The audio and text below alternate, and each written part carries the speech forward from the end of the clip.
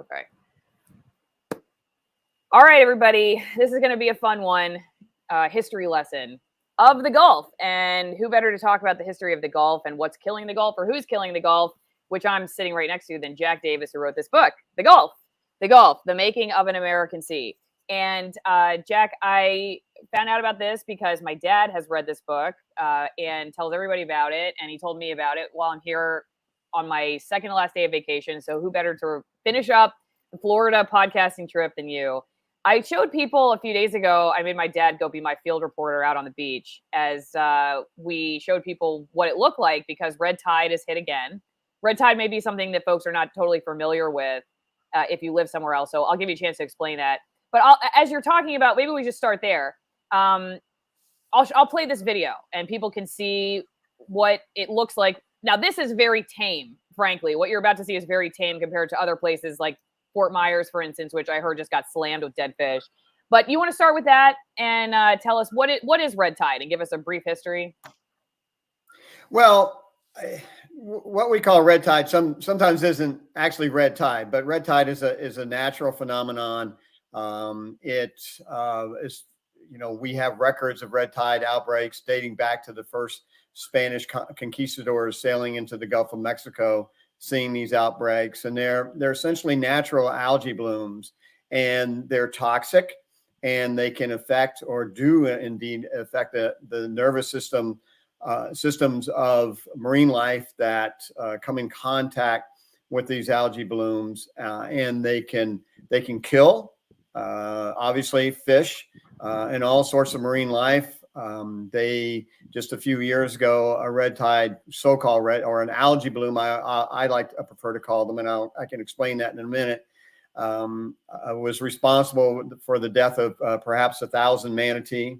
They can affect human health, and they certainly affect our tourists and our fishing industry. I mean, when there's a red tide outbreak, it's hard to be on the beach because the red tide can become airborne. Or aerosolized, as it's called, and we end up breathing these toxic aerosols, and our eyes will sting, we'll choke, we'll cough.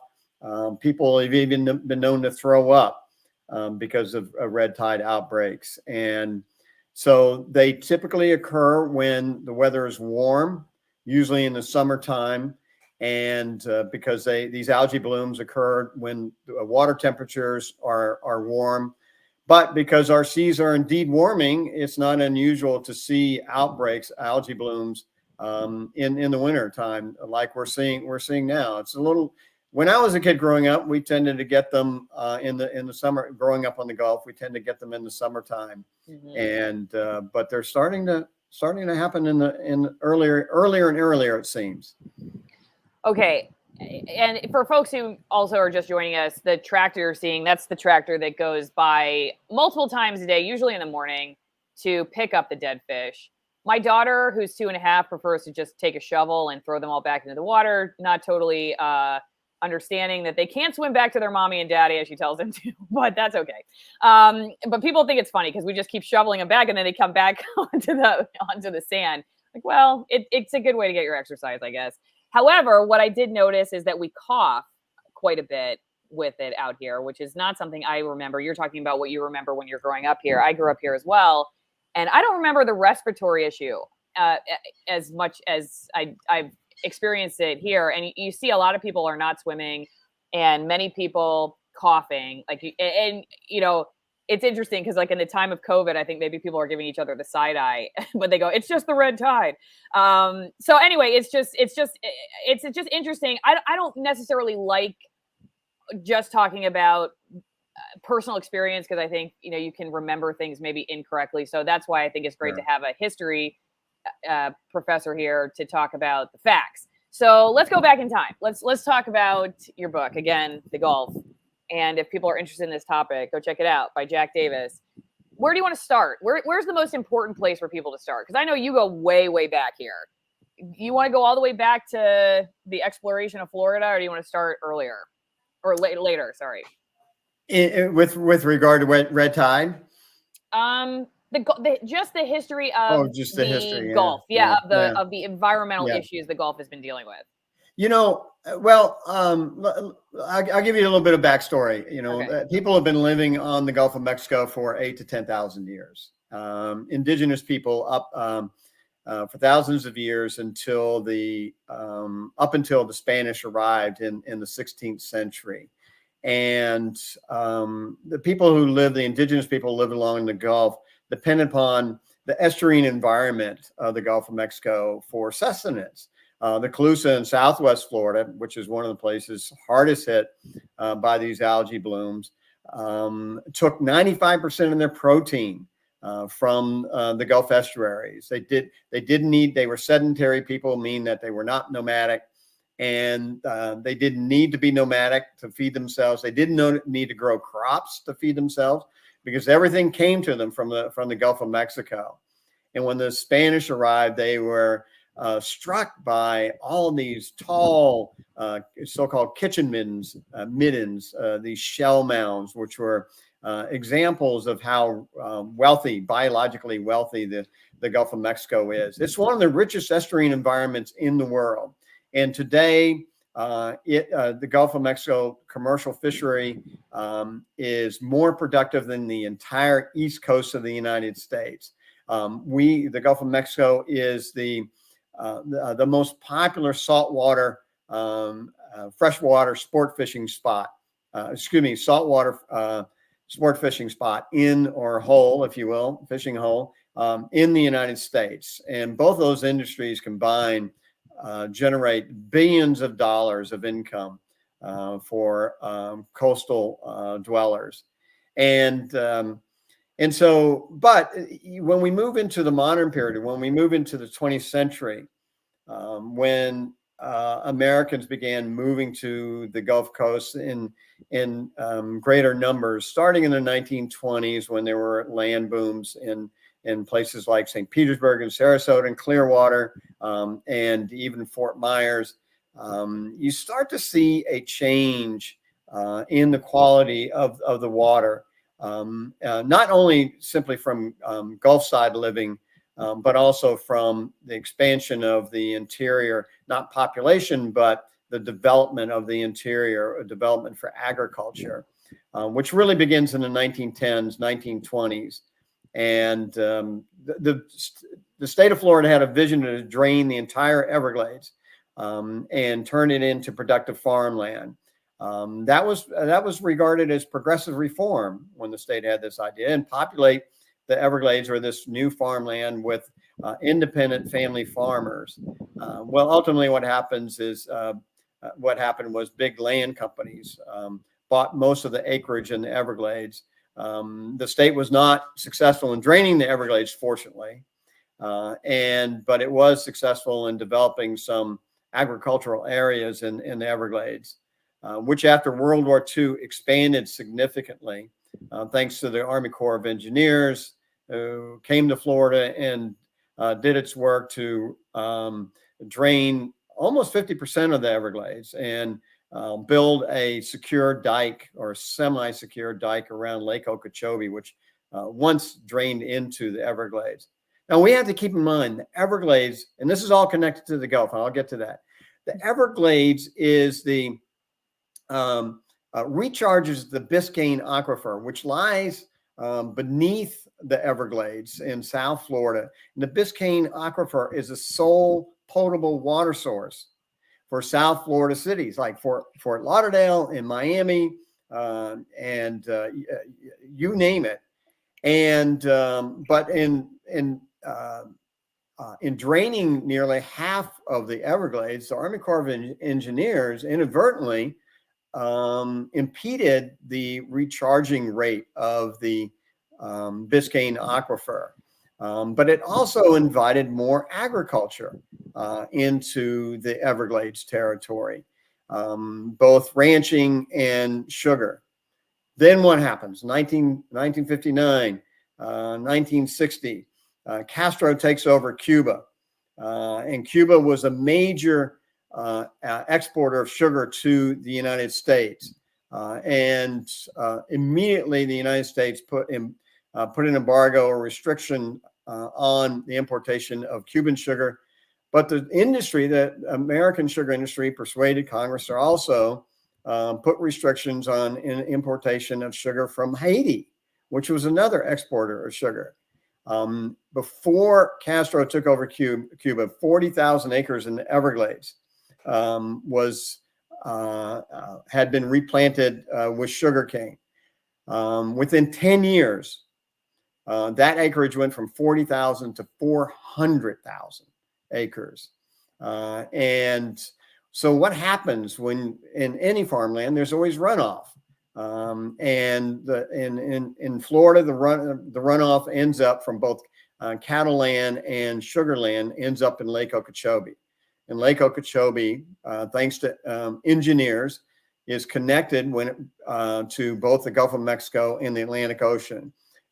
Under natural conditions, it wasn't. It was the state of Florida and the Army Corps of Engineers that connected Lake Okeechobee to the Gulf and the Atlantic, so that the water would drain out of Lake Okeechobee, bringing all, as Johnny Jones, who was an Everglades activist in the 1970s and 1980s and head of Florida Federation of Wildlife, as Johnny Jones used to say, bring all this cow crap down to the Gulf of Mexico and down to the Atlantic Ocean, the Indian River area, stimulating these algae blooms and destroying the estuarine environments that the tourist industry and the commercial fishing industry, as well as the sports fishing industry, is dependent upon for years and years and years. And so those conditions have hardly changed since the mid 20th century. We're still dealing with that. And same thing in the Tampa Bay area with the phosphate industry. Tampa Bay is the largest open estuary in Florida, estuarine environment in Florida, but it is also home to the largest phosphate mining companies in the world. And where does that phosphate go? It goes into fertilizer. Where does that fertilizer go? It goes to agriculture all over the world. But also that phosphate goes into fertilizer. It goes down on our own lawns.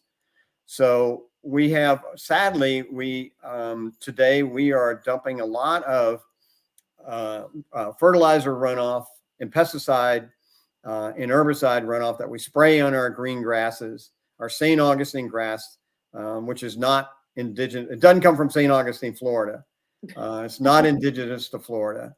And we dump all this stuff on our grass when it rains, or when we, our irrigation systems pop up and start sprinkling our lawn. Where does the runoff go? It goes into the storm water drains. Where does that go? It goes into our bays and our bayous. And all that combined with runoff from the phosphate industry in Tampa Bay, with our American dream of a green lawn, creates these algae blooms that are not red tide, but are constantly labeled as red tide.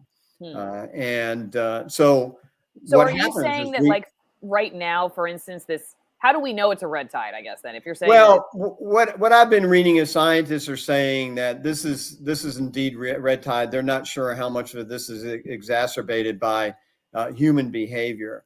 But we do know that. But don't they always say that when they don't want to tell you what's really going on? I mean, that's my experience. They go, well, we're not totally sure, when they really are. They do kind of know, but they don't want to make the industries mad that they're, supposed to be regulating or whatever. Yeah, and sometimes that is the case. I mean, even scientists from the University of Florida, my institution, have maintained that lawn fertilizer is not an issue for the estuarine environments in South Florida, which is completely false. I'm sorry. Scientists started recognizing, and as far as but sometimes scientists just tend to be a little on the reserve side when it comes to making claims, and so until they're absolutely sure, many of them don't want to say, okay, there's also raw sewage that's involved here. There's also fertilizer that's exacerbating these conditions.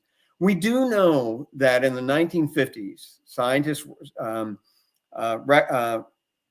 recognized that red tide outbreaks were more frequent. That red tide outbreaks were larger starting in the 1950s. What's happening in Florida in the 1950s? What's happening on the Gulf Coast? The population is exploding in places like Pinellas and Hillsborough County and Sarasota County, and also Lee County, and more houses, more people, more lawns, more fertilizer. But also in the 1950s, what were the municipalities doing with all this raw sewage that, this population was producing? We were pumping it into places like Tampa Bay, Sarasota Bay, Pine Island Sound down in Lee County. We pushed all of these wonderful estuarine environments to the edge of ecological collapse by the 1970s, mainly from this raw sewage, but also from industrial pollution. And again, in the case of Tampa Bay, the phosphate industry and other industries around the bay. And so we, as a result, in Tampa Bay lost 85% of its seagrass beds by the 1970s. 85%. So what does that mean? You lose these seagrass beds. You lose your marine life. You lose your bird life because there's no food. You kill off the manatee and you kill off, and you make the water unsafe for swimming and fishing. I wanted to ask you too about the dead zone in a second. I'll just give people a quick look at, now this is from last year. Below average Gulf of Mexico dead zone measured. Low river discharge is a key factor contributing to this year's dead zone. I can't remember if I already said this from NOAA.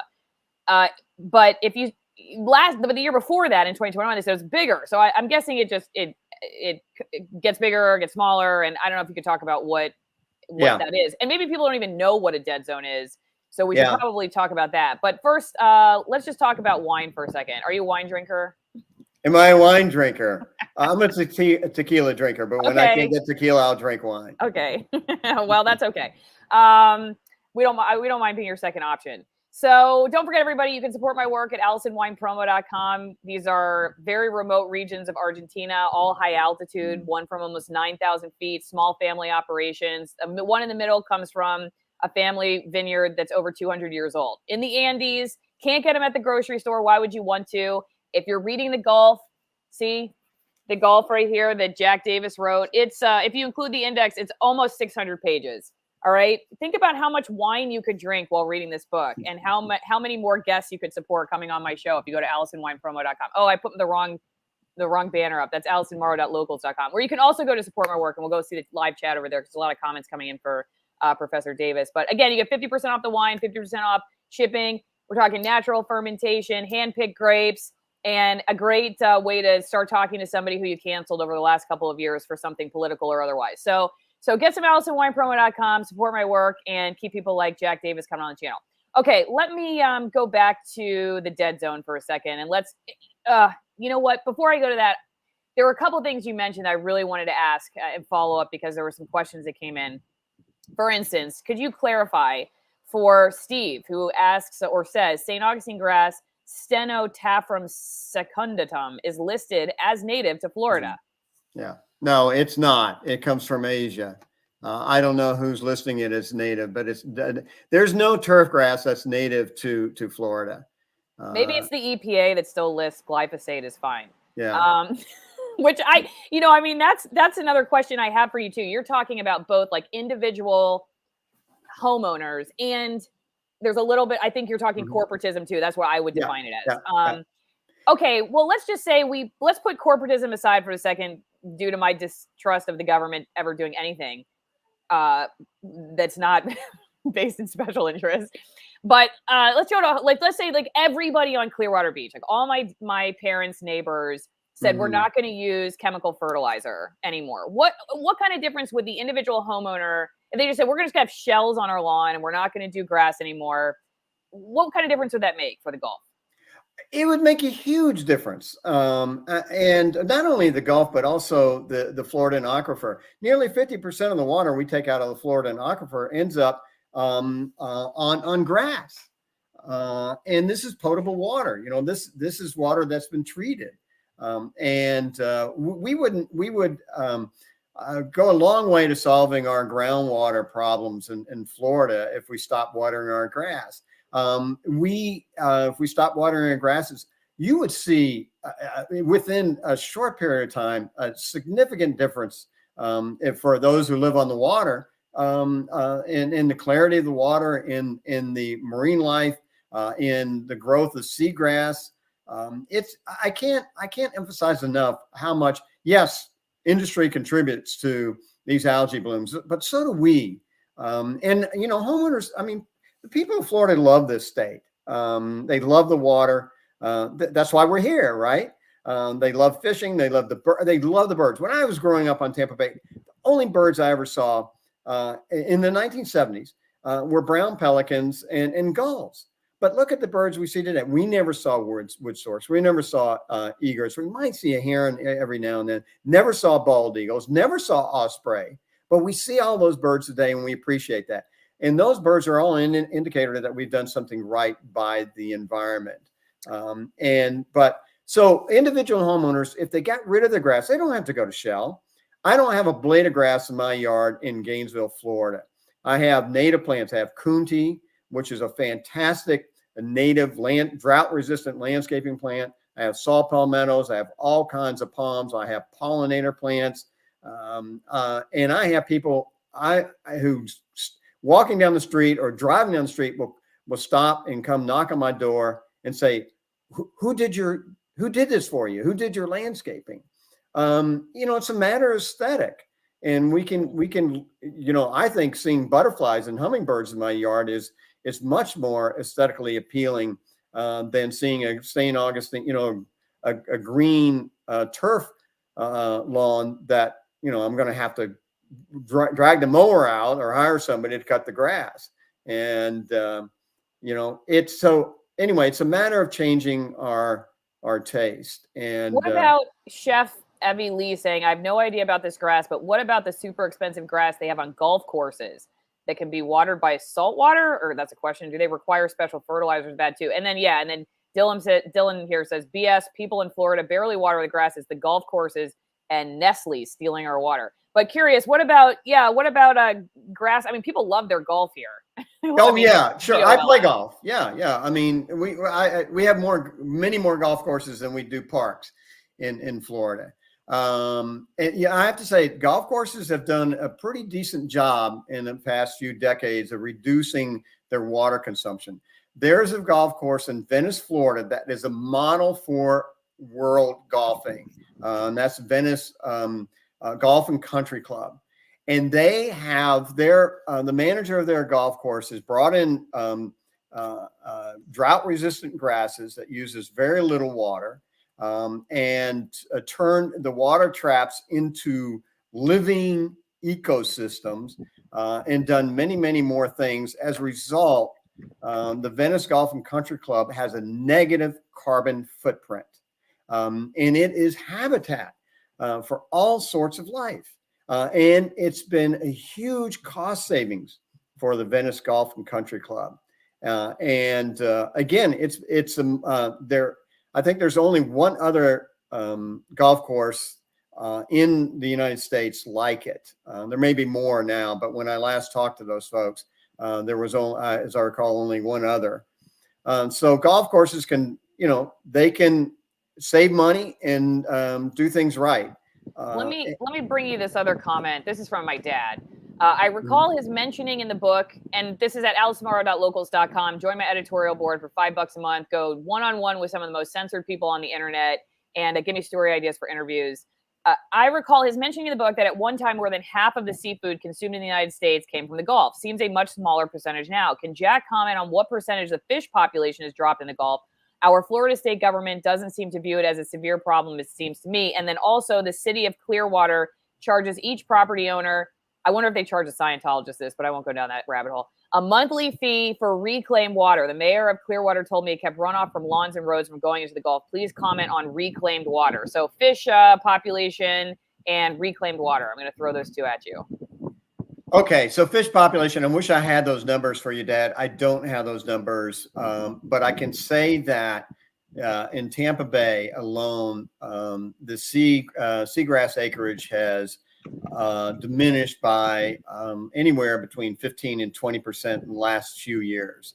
We worked very hard after the passage of the Clean Water Act in 1972, when Congress provided funding for municipalities around the country to upgrade their wastewater treatment systems and stop pumping raw sewage into our waterways. And everybody pitched in, volunteers, homeowners, state, local, and federal government officials, businesses, all pitched in to bring Tampa Bay back to life. As a result, we restored, indeed, we're successful in restoring Tampa Bay back to teeming life. We doubled the acreage of the seagrass beds in Tampa Bay, saw significant results from that. But unfortunately, in the past few years, we've been backsliding. So when you lose seagrass, you lose marine life. A grouper, let me give you an example. A grouper that you go offshore, it's a deep, when you go real deep sea fishing, that's when you catch grouper. And they're huge, they're tremendous, but they spend the first 5 years of their lives in these nearshore estuarine environments. Those are, it's birthplace and habitat for all sorts of marine life. It's again, I don't have the numbers there, but let me also point out that when a lot of people don't realize that these estuarine environments, these seagrass beds, the mangrove woodlands, I don't like the term forest because then you're commodifying nature, but the mangrove woodlands, the oyster bars, those are all fantastic carbon sinks. We hear everybody talks about the woodlands, forests or whatever, woodlands, and how they are absorbing all this carbon. But estuarine environments absorb as much carbon out of there, if not more, than woodlands. And so when we protect our estuarine environments, it's a win-win-win because we're increasing our marine life. That means we're increasing our food source, a sport.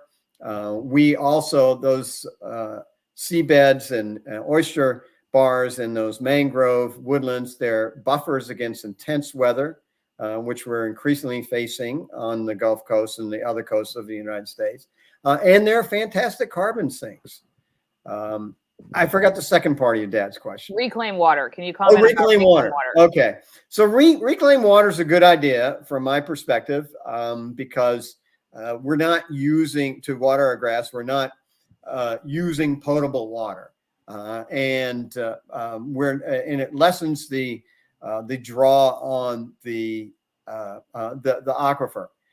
That said, reclaim water also doesn't change, but it doesn't change our behavior. It doesn't change our relationship with turf grass, with that plush green lawn that so many people desire. It doesn't encourage conservation. Yes, people are charged for reclaimed water, but they're also thinking they're doing something good. Okay, well, it's like recycling. Oh, okay, let's go ahead. We'll buy all the plastic bottles in the world we want. No big deal. We're going to be recycling them anyway.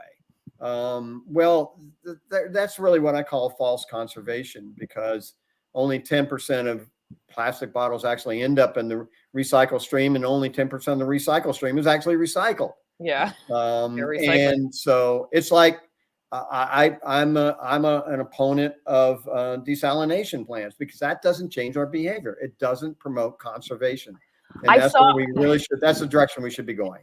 This guy that I've had on a few times, who's run for governor in New York, he's a libertarian, Larry Sharp. He just posted this cartoon, and like the top is a guy at a podium, and he's speaking to a bunch of people, and he's like, "Who wants change?" And everyone in the audience has like their hand up. And then below it, it's like, "Who wants to change?" And it's like, nobody has their hand up. So it's kind of, so anyway, yeah, I mean, I'll be honest with you. When I was in Florida, growing up, and then also as a reporter, and you could defend Florida if you want. I'm not trying to beat up on Florida or anything, but people used to say to me when I would talk about regenerative agriculture, like where I bought my food from and stuff, and I'll ask you about that in a second, because I want to get back to the dead zone, and then there's a bunch more questions for you. People would tell me that I need to turn my brain off. They would just say, like, you think too much. You know, it's this is very, at least in beach culture, it's a Porta Vida, you know, like, yeah, it's everything. Irene, man, just chill out. Don't get so upset about it. Then I moved to Seattle, where everybody's like, you know, burning things down over something, though I'm not sure they're much farther ahead than we are. And I was going to ask you too about sewage, because sewage is one of the major problems out there as well. The southern resident killer whales were one of my specialties that I reported on regularly. One of the few topics I really got to truly understand in depth. And Vancouver, BC dumps sewage right into the Puget Sound. Seattle has serious problems with updating their wastewater treatment plants. Besides just sewage, the scientists that I would interview were very concerned about your detergents, for instance, having estrogenic compounds in them that would affect the salmon. You know, you're talking about these estuarine environments. The salmon have the same issue. They grow up in these rivers that have all kinds of problems. There's all kinds of chemical issues in them. And so, it's very interesting. Like, even though the people were very different, we had very similar problems, which makes me question, like, what do you even do about it? But let me ask you one quick question about the Mississippi, because I wanted to get to the dead zone quickly. The Mississippi River, this is from Naughty Boy Oi. The Mississippi River drains half of America into the Gulf. The levees and commercial traffic have had significant impact on the erosion of southern Louisiana, but river commerce is essential to the economic health of the nation. What are your thoughts? And I think that is a good question too. We see a lot of concern right now about crackdowns by government, like in Sri Lanka, for instance, or like, I personally, this is just my opinion, and I was an environmental reporter for a while. I think the government is responsible for creating a lot of the problems that we have. Like, they create these environments where certain kinds of farming, for instance, thrives. I have a lot of small farmer friends who think that it's very difficult to compete with the big corporate farms right now. And, and I think a lot of my friends would be the solution to some of the problems that you're talking about, but they have a hard time operating in the environments that we have right now. On the other hand, like I said, talking about like Sri Lanka, so they go, okay, we want everybody to go organic next year. And then there's food shortages because it's like, well, all right, wait a second. How do you switch things overnight? People freak out. And I think there's a lot of concern about government crackdown and are they trying to take land, or are they trying to, or at least maybe not even necessarily trying to, but they're not thinking through the long-term effects of just switching overnight, and what's the government's role in that, and how do they make things better or worse? I know that's a lot. I just wanted to put that out there when it comes to that, because I guess this person's question at the end of the day is, I mean, they summed it better than me. How do you balance that when you're talking about the Mississippi River? And I'll show the dead zone in a second.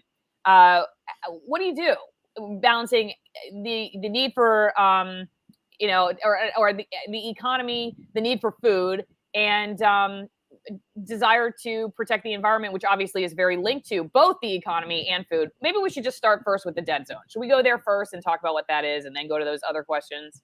Sure. Okay, let's talk about the dead zone. Explain what it is. So the dead zone is this hypoxic area that forms out in the Gulf of Mexico, typically off the coast of Louisiana and Alabama and Mississippi, maybe a little over toward Texas as well at times. Sometimes it can reach the size of the state of Connecticut. And it typically happens in late spring in the summertime.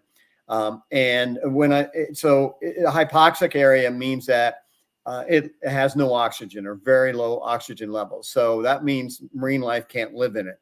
And so that what you're seeing there, that dead zone is a dead zone. There's nothing living in it, or there's very little living in that area. And the size of the dead zone changes from summer to summer, depending upon rains in the Midwest. Now, I forgot who it was, but one of your listeners was talking about how the Mississippi drains half of the United States. It's actually 60% in the United States, from Western New York to the Rocky Mountains. And so everything in the Mississippi River Basin on up into Canada runs down into the Mississippi River all the runoff runs into the Mississippi or into streams or other rivers that connect to the Mississippi River and comes down to the Gulf of Mexico. So what's up there in the Midwest? That's the breadbasket of America. That's industrial farming that goes on forever up there. A lot of corn, a lot of potatoes, and we need farming. We need to eat, right? But and what goes on again? What goes on farmland, fertilizer. So there's an interesting connection between Tampa Bay and our dead zone, but it's not a direct connection because that fertilizer, that phosphate that is mined in the Tampa Bay area, ending up in fertilizer, goes up across the world, but and part of that world is the Midwest, and the breadbasket of America goes down on the ground to fertilize the crops, ends up in the Mississippi River, comes down, and is responsible for a nitrogen overload in creating the Gulf of Mexico dead zone. And scientists, again, just as with scientists in Florida who recognize that the algae blooms were more frequent in Florida starting in the 1950s, scientists have discovered the same thing with the dead zone. They've traced its birth to the 1950s. And what's going on in the 1950s? Your dad and I are baby boomers. We're part of a generation of 7 million kids who are being born and growing up, in the 50s and the 60s, in the 70s. What do we eat? What do we watch on Saturday morning? Your dad would tell you cartoon commercials. What are those commercials? Cereal commercials. Yeah. Where are all the ingredients for cereal grown? The corn, the wheat. Well, up there in the Mississippi River Basin. And your generation, I feel like from what just the people I've talked to, or at least your parents' generation, even, like my neighbor who's 85, she talks about how they used to put her to sleep to have babies because it was like everything was all about efficiency and no pain, and it just it was like science was going to make everything faster and bigger and easier, and hey, if that means that you don't get to experience the birth of your child, that's great because you didn't have to suffer, right? You didn't have to push the baby out. I think that's totally crazy. I couldn't believe that they actually did that. At least the doctor who just delivered our last child, is willing to be a little humble about modern medicine well, I guess, that was kind of weird, so maybe we should think about where pharmaceutical, industry is going and all that. I don't know, maybe because they used to put people to sleep when they have birth, which nowadays doctors think is totally nuts. Like you can't believe that they did that. And there's a lot of stuff like that you learn over time. But that's something that I feel like is part of your generation or your parents' generation, was this idea that even if or maybe not even if something caused undue hardship, they would define it, or if it was just harder or you didn't get the fastest growth, then it couldn't be good. Like there couldn't be a purpose for it. And now it's like we're trying to rethink well, what are these effects on your gut? For instance, you talk about medicine, your microbiome. We thought antibiotics were just this amazing thing. We're just going to kill off every bacteria that ever presents itself. And they're like, wait a second, bacteria is so important to our health. We're rethinking all this stuff. But that's just the sentiment I've gotten from your generation. Is just that it was like you grew up with this idea that if you could just intervene in the natural processes and make things easier and faster and bigger, that we would win as humans. And we lost in a lot of ways. Yeah, absolutely. And this really begins in the late 19th century when engineering is professionalizing, the medical industry is professionalizing, and believing that we can improve upon nature. And this idea continues today, clearly. But as we become more technologically savvy, we think we can better control nature, that we can do it more efficiently and more expertly. And unfortunately, that's just not the case. When we leave nature alone, it provides greater benefits than when we change nature. And I'm talking about overall. But you're talking about, putting mothers to sleep to deliver their babies. The midwifery was gone by the 1950s, with the exception in certain communities. But we brought it back. We've changed our ways. We've realized that what we were doing when your dad and I were born wasn't really the best way. There's something about natural childbirth that is better medically, but also psychologically for all of us. And we've shifted back to that. We can do the same thing with farming. We can go back to old ways of farming, look back and see what we did in the past when we weren't so destructive. And a lot of family farms around the world do indeed, around the United States and even up in the Mississippi River Basin, have begun incorporating best practices and to reduce their runoff, and learning that there's cost savings in this. Repurposing the water. You talked about regenerative farming. You know about regenerative farming. There's a lot of repurposing of materials in regenerative farming. And there's no reason why we can't move in that direction. Yes, transition can be difficult. There can be mistakes. There can be setbacks, but that doesn't mean we shouldn't make the transition. So 2 things. I've had David Montgomery, who's a professor at the University of Washington, on several times. He and I met at a salmon conference, and he's a geomorphologist. He studies soil.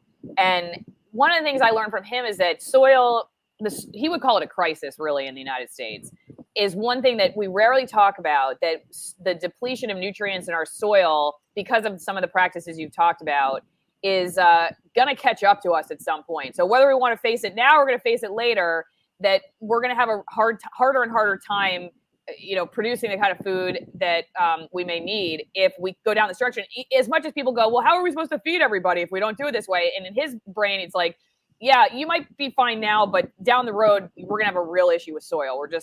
We just are. That's his argument. And the thing too that I've learned from him though is that he's gone around and interviewed so many farmers. And sometimes when people who care about the environment talk about this, they come across as like really, I don't know, anti-farmer. I like about him is that he's able to understand that. And I've had lots of regenerative farmers on, like Will Harris, for instance, from White Oak, right? I know. Great. I've met with and spent a good amount of time with Will. He's fantastic. Doesn't he have the best accent you've ever heard? He's just, that's a broken system. That's a broken system. He'll point to his neighbors. Yeah, he was the guy who told me that they grind up the candy at the grocery store with the wrappings on it and then feed it to animals at these capos. I said, with the plastic on, he goes, do you think they pay somebody, they don't unwrap every single Twizzler or every, so I was like, that's so gross. But anyway, but Will, he is interesting because his family has gone through that whole, he was a sort of a, what do you call it? A factory. And he says he defines factory as just like, it's just one way of doing, you just push it through. Like it's not a size thing in his opinion. It's just that there's not a using of multi-part system of the land. It's just, all focused on one thing, all cattle or all this one. Yeah. And he did it, but you're right. It took him over time, though he'll say they've basically not just regenerated the soil and the land, but they've done it to the economy in their local area. They've got like a bed and breakfast. You can come visit the farm. They got a farm store. But I'm curious what you think about, I know I'm very pro-consumer, like going in that direction. What do you think moves us towards that? How do you get there in your opinion? I think it's awareness. And going back to Florida homeowners in green lawns, most Florida homeowners care about their environment. They want to take care of it. But most of them are not aware of when they are cultivating in nursing, if you will, they say that, the St. Augustine grass lawns, how environmentally destructive that is. It's not just the people on the coast, it's also people in the interior, like where I live in Gainesville. But once they learn about it, I give a lot of talks around the state of Florida, and audiences ask me, what can we do? What can we do? And I say, stop watering your damn St. Augustine grass. and they don't know what I'm talking about. Once I explain it, they get excited. Oh, we can actually do something. We don't have to join an environmental group. We don't have to write a check out environmental group. We might be happy to do that, but we can actually do something ourselves, and we can be involved and constructive at the the level of the homeowner. Well, as a reporter in Seattle, I made this transition just by accident, frankly. I would report on stories and I would think like the government would come in and see my story and then everything would fix it and like immediately it would just be fine. But what I started realizing, okay, let's just take the killer whales, for example, because I already brought them up. There is so much ego and politics in some of these bureaucracies that it is really hard. Like I would work with nonprofits that wanted to do stuff to help. And they were just so scared of making like this one person mad or something at NOAA. It's crazy to think that that could be the reason something doesn't get done, but it can be. It could be as simple as like there's this one person who's the director of all the grant money, and you don't want to say anything because they think this particular way, or they want to be the person on TV, or they want to be the person that's going to save the day, and so you can't do anything even though you could mobilize faster. There's just so much of that going on. So then I became very focused on individuals making a decision. But then the hard part with that is that, you're like, well, not everybody wants to talk about this stuff or think about it. Yeah. And I don't know, maybe it only takes 10% or 8% and you don't have to have a big change to make a big difference. But yeah, I don't know. It's been kind of one of those things where I don't really know what's the right direction. I just know that I learned very quickly that, just expecting her to be like some babysitter that comes in and makes it all better is naive. That was just my opinion. Yeah. I want to clarify. I'm not anti cattle ranch. I'm not anti-business by any means. And but there are smarter ways in which we can do things. Will Harris, who you mentioned, is doing it right, and he's thriving up there in Georgia. And other cattle ranchers can follow his lead from Florida if they want to know how to do better. Go visit Will Harris up in Georgia. He'll be happy to talk to you. Or if you want to raise chickens like he does also, he's diversified. And he's creative, he's smart, he's loving what he's doing. The thing is, what we don't recognize in this country is that industrial waste, agricultural waste, that's private property that we are dumping, that the owners are dumping into the public commons. I'm sorry, that's just not fair to the rest of us.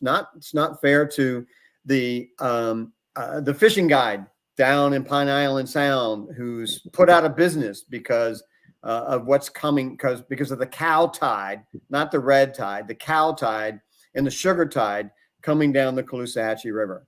And the other thing people don't realize, where that St. Augustine grass comes from, that we put, that we get from the pallet and throw down in our front yards. A lot of that comes from the Everglades. That's where the sod growing industry in Florida is huge, and it's mostly located in the Everglades. So it's responsible also for so that's it's sod tide, it's cow tide, and it's sugar tide that's coming down those St. Lucie and the Caloosahatchee rivers. Tell me about before I take a couple more questions from viewers about the polemic of politics in maybe. I mean, I see similar dynamics playing out around the United States, but like in Florida. Okay, so this is what I hear from people a lot.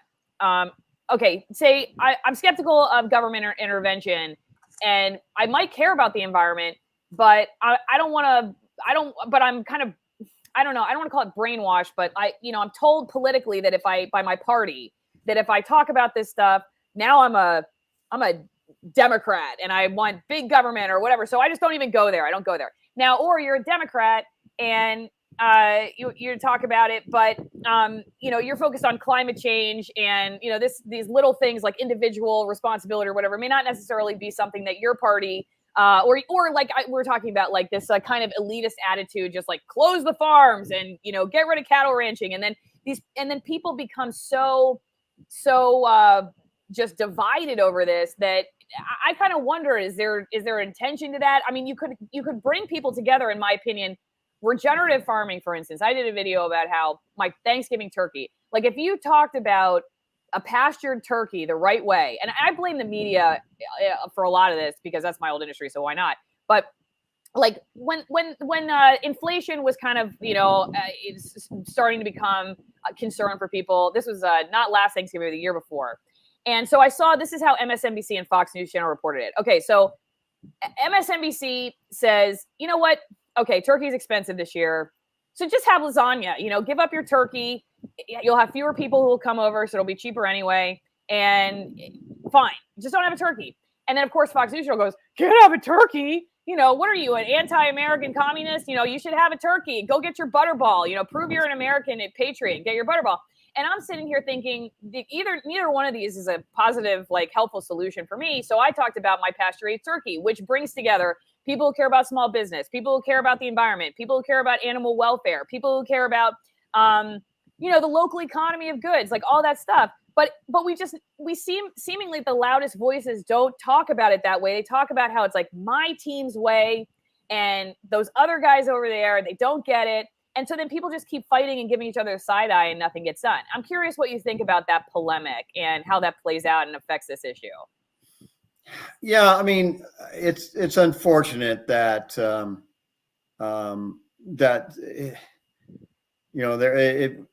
people see it as one side versus the other side.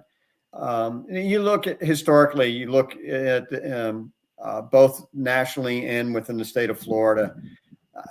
Back in the 1960s, 1970s, our the leaders in cleaning up the Florida environment, making these bays and bayous and sounds healthy again, were Republicans, and along with Democrats.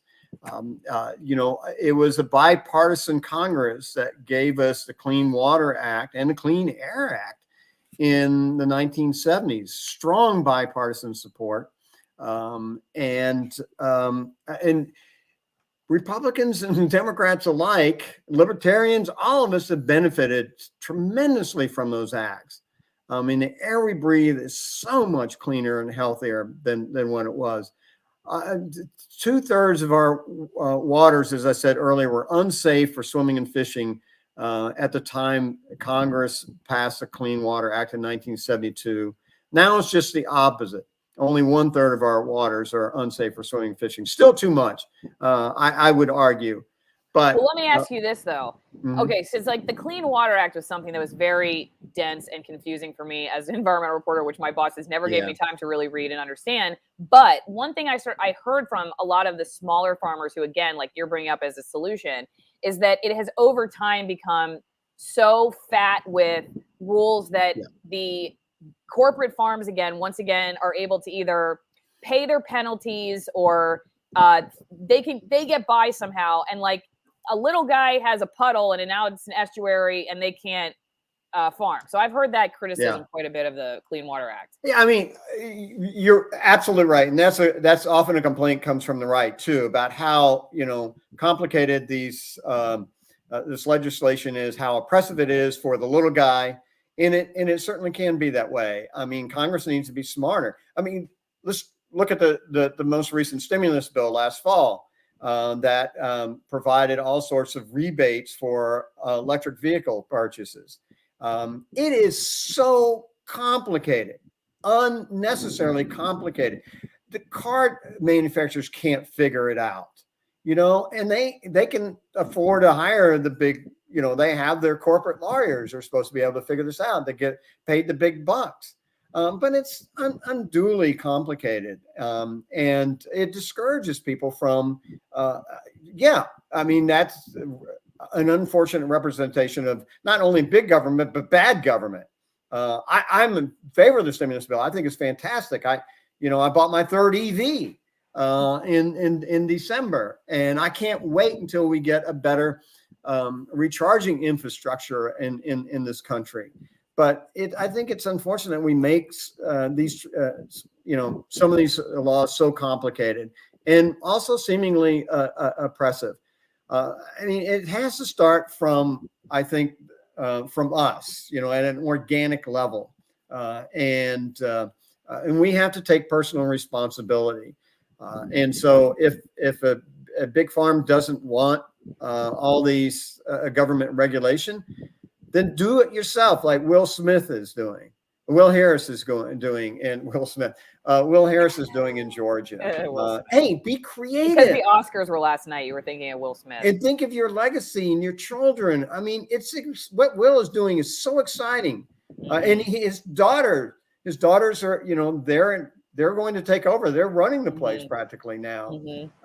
And there's a lot of room to be creative, but also you can. Economic betterment and ecological betterment are, you know, fit together quite well. They share the same, you know, root word.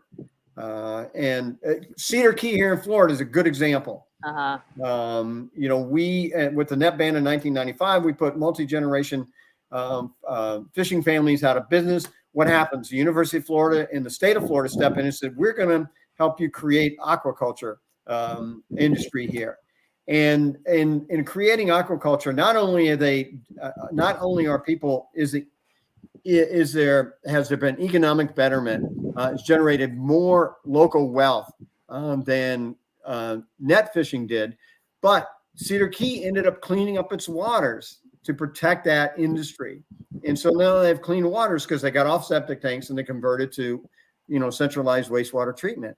And everybody's benefiting from that economically and ecologically. Aquaculture was really controversial when I was in Seattle because of microplastics and also some of the same stuff, like, because aren't there like water pesticides and stuff that you can use? And so you still have to do it a certain way. I mean, you can't, you know, it's not just like, oh yeah, do aquaculture and it doesn't matter how you practice it. Right. I mean, I'm not wrong about that, am I? No, you're absolutely right. I write about this in the book. Aquaculture can be horribly destructive. You know, 80% of the shrimp we consume in this country comes from abroad, much of that from Thailand. And in Thailand, they have destroyed hundreds, if not thousands of acres of mangroves, meaning they've destroyed an estuarine environments that are economically more valuable than the aquaculture that they have put in place to raise shrimp, which is can just like land farming can be very highly polluting, but it can be done right, and it's exciting for everybody when it's done right. Okay, let me ask you with the first question we got over here. What realistically can be done to fix it? Garrett asks, though I think we've talked a lot about that, but you could add to that if you would like. I guess the fertilizer pesticide runoff from farms is a big flaming hoop that needs to be solved. Another is oil spills. It strikes me as a problem that the division between Dems and Repubs prevents it from being solved. Say nothing of big agriculture trying to protect their interests. And, you know, I don't know, more and more people talk about the uniparty. I don't know what you think about that. But, you know, the folks in Congress, I guess, kind of all starting to sound the same. But any thoughts to Garrett's statement or question? Well, I mean, big agriculture isn't all agriculture, and it would be nice if we can move away from big agriculture and go and return to the original vision of this country, and that was the family farmer. You know, the basis of American independence and democracy was really dependent upon family farms. That was the vision. As we move west, people own their own land. They will be independent. They will be able to exercise liberty. They'll work for themselves. They won't have to work for somebody else.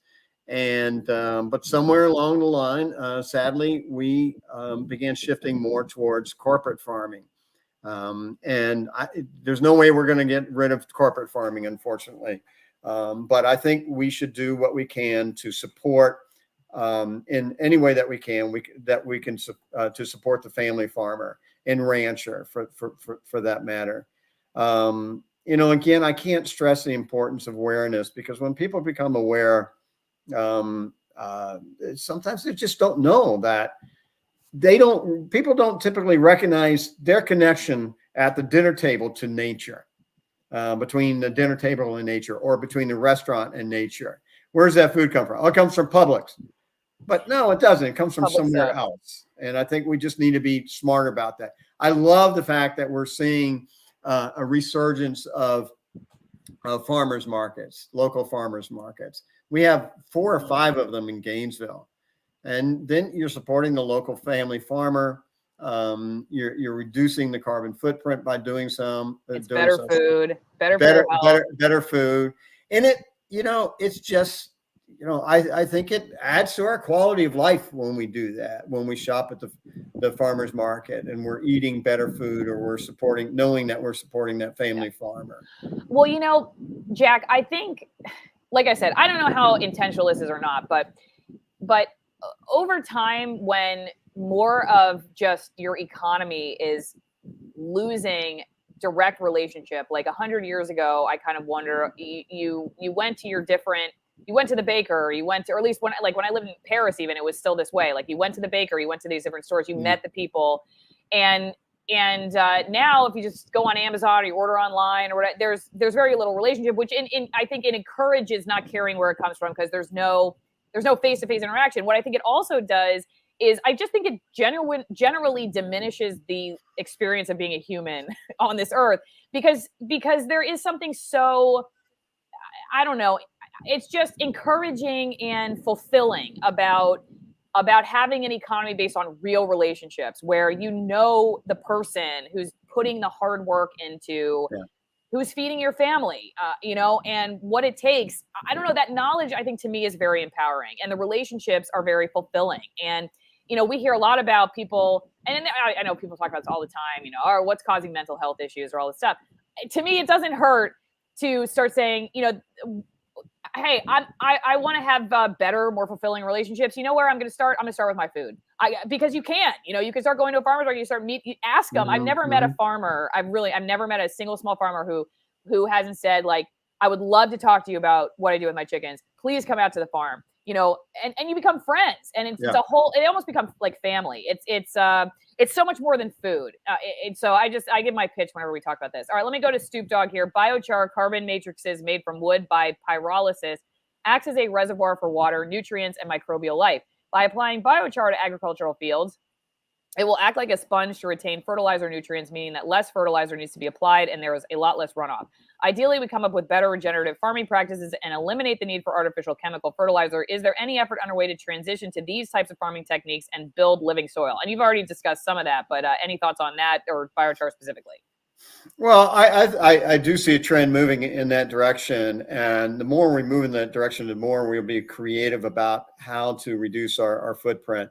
The more energy we'll invest in those ideas. And I see that people talk about, electric vehicles, they cause their they have their own environmental impact, and but we can.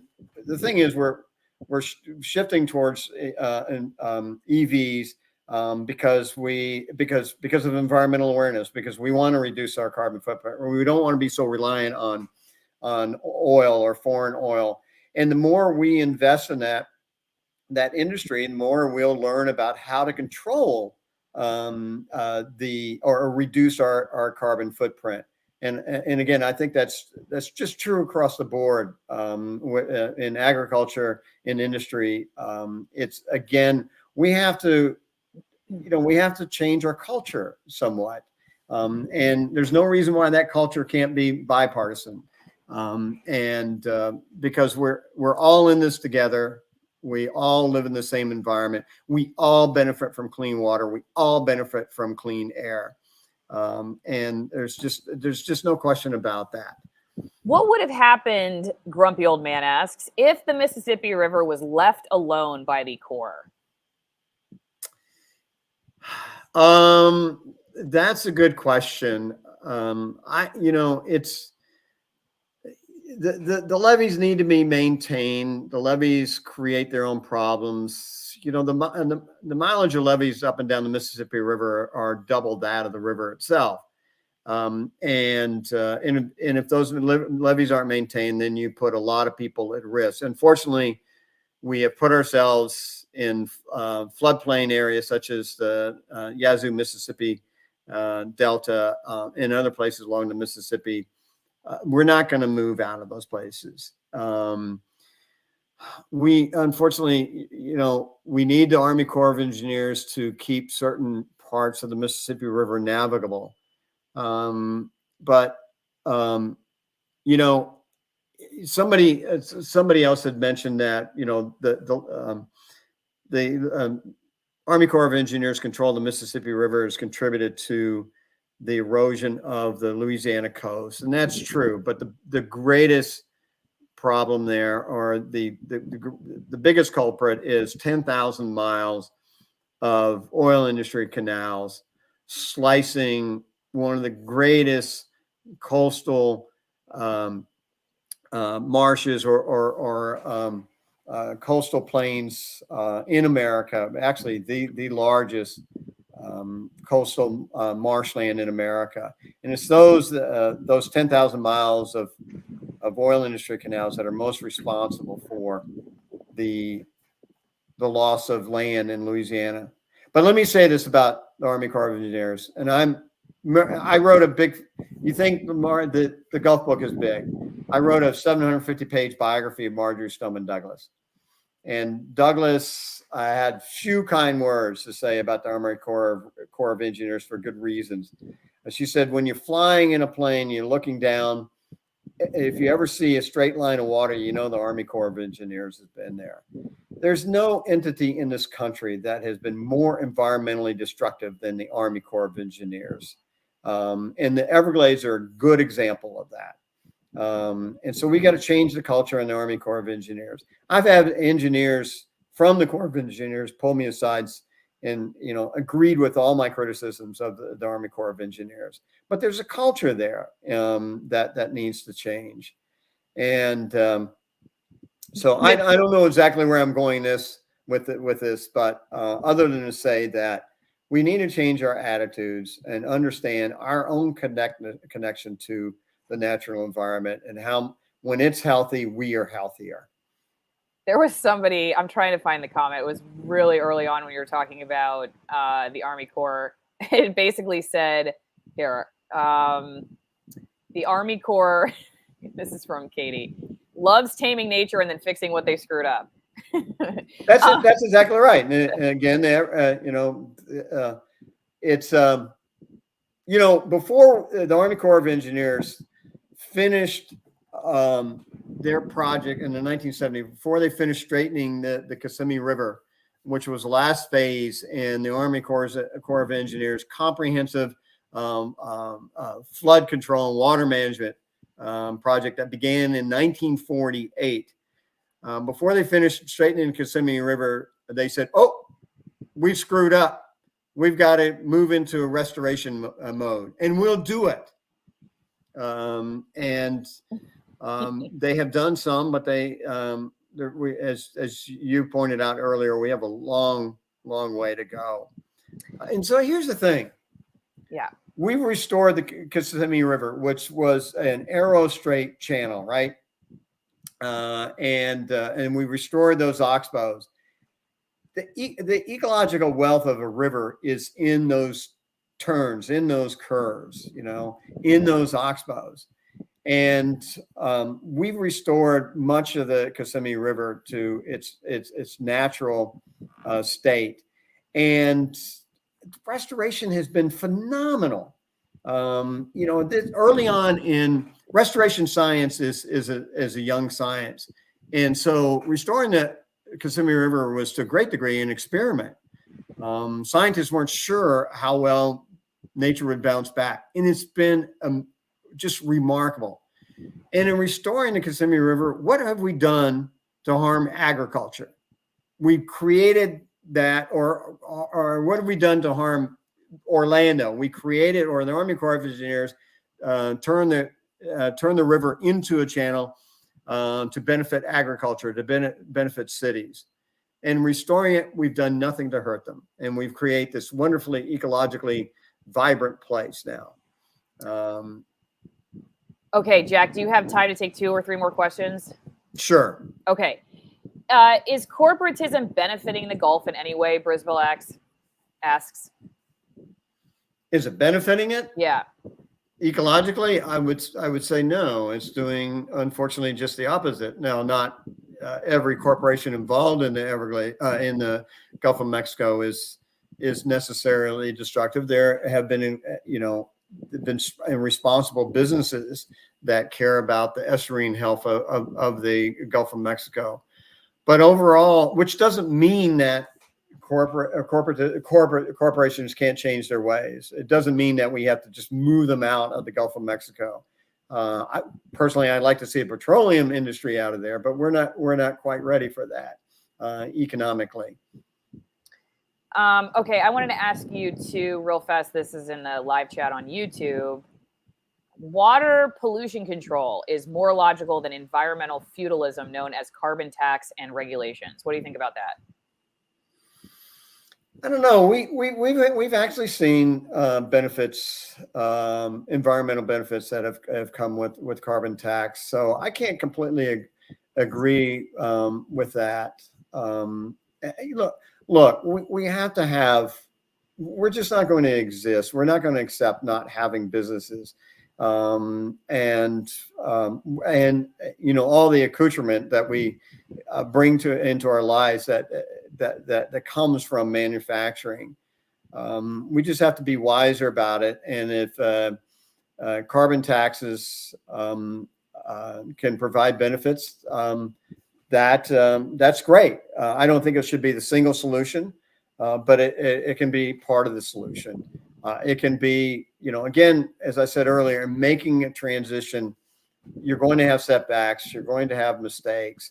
You're going to have to experiment along the way, but that doesn't mean we can't make the transition. And so we have to experiment a lot with a lot of different kind of programs. Okay, I think this is one other question from my editorial board. Yes, last question from them. Okay, given previous private attempts at influencing levels of ocean's plankton resulted in 2 international conventions banning just this, what other than passively cleaning Mississippi riverbanks by pass-through filters could still be done on this scale? By the way, 10 years ago, an algae bloom off Antarctica could be seen from space. I think we're hearing, our neighbor stopped by last night while we were eating dinner and said that there's another algae bloom coming towards us that they can see from space. I don't know if that's true, but I don't know if that's necessarily something that stopped happening. I think you can see some of these still from space, not just something that happened 10 years ago. I don't know. But any thoughts from Wells Mortensen on that?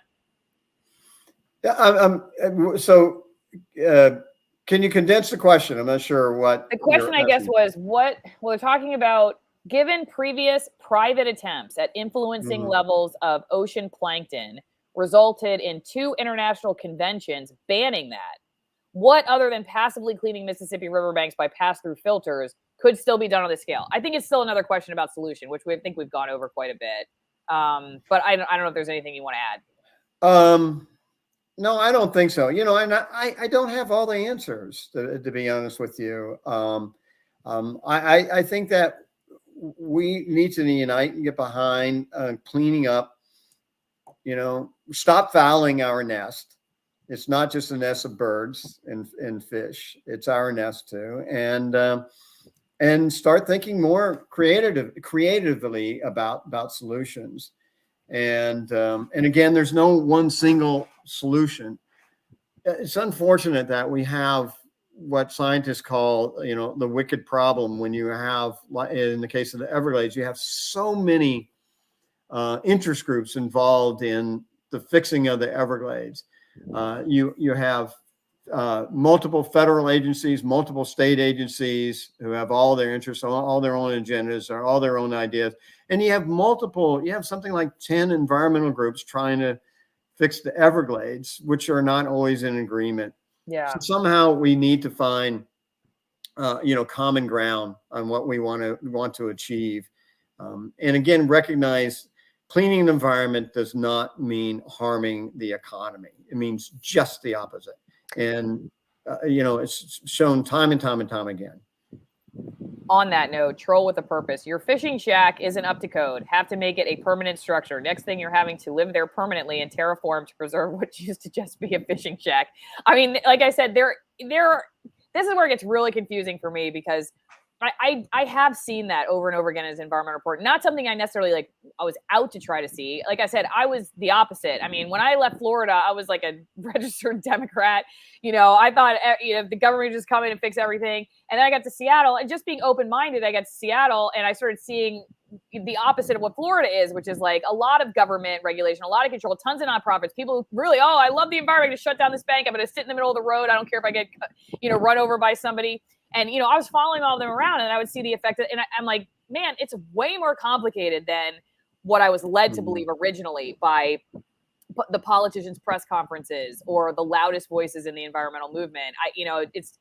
So I sat back and I'm like, I just don't know where I don't even know what I'm registered as anymore politically. But I don't know, because I can see what this guy is saying, about right. like, you're how do you do that? Like, balance again this not total anarchy, I guess, which maybe some people would say would be helpful. I don't know.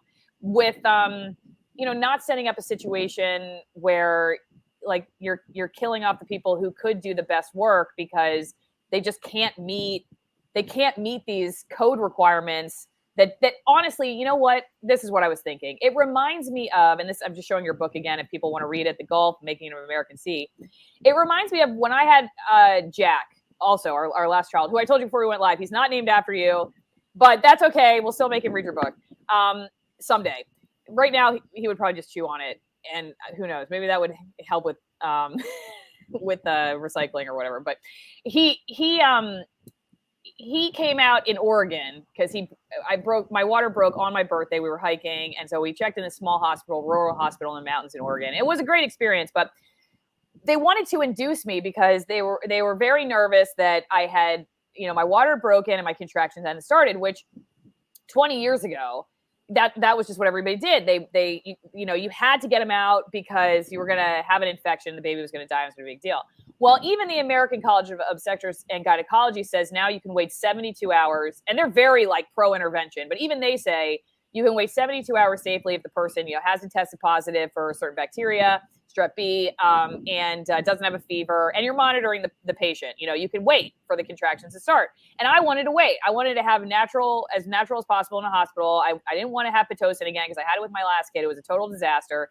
But they were very nervous. And what I realized about hospitals and a lot of doctors, and I think the same thing happens with the environment sometimes with these regulations is everybody is treated as the worst case scenario, the big guy. You're treated as like everybody, they come in and they think, what's the worst liability that we could have? Let's regulate or let's intervene based on this worst case scenario. And they don't say, well, Allison, she's generally healthy. She is being monitored. She doesn't have a fever. She didn't test positive for the bacteria. Let's just let her. Let's see what she can do. And I've started to see that too in some of these cases. They do the regulation for the big guy, and the little person has a harder time. Dealing with. And I know we've already talked about that, but it does seem very similar to some of these other industries that I've dealt with. And I don't know what you do for that because they look at it like, okay, what's a worst case scenario? Let's write the code for this. And I don't know. But then, but what's funny and ironic about it is the very people that, if you were to rein them in with those codes, they somehow are able to jump the hurdle, and it only even affects the people who really don't need the regulation. They don't need the code. I don't know. That's my final thought on it. I don't know if you have anything else. No, I don't have anything to add to that. As you said, we talked about it earlier, and it's unfortunate that, the little guy, quote unquote, little guy is often hurt by these regulations. And, but the only thing else I want to say is the big guy doesn't have to be the bad guy. The big guy can be the good guy. The big guy can more easily navigate these regulations than the little guy. So, and do the right thing for all of us, for them, and for their business and for the rest of us. But I think there does need to be some sort of distinction that sets apart the little guy from the big guy when it comes to a lot of these regulations. And it's not just environmental regulations. It's employment regulations. And it's just so trying to start a small business today is, remarkably, incredibly complicated. Yeah. And we shouldn't make it so complicated. And then tried dealing in cryptocurrency like I do with one of my platforms. The government's like, yeah, no, we don't. That's not cool. All right, Jack Davis, author of The Gulf, The Making of an American Sea. Pick it up. See what you think. He's very accessible. He wrote me right back. I'm sure if you love him or hate him, you could email him and tell him everything you think. And Jack, thanks again. It was really a fascinating conversation. I really appreciate you taking the time. My pleasure.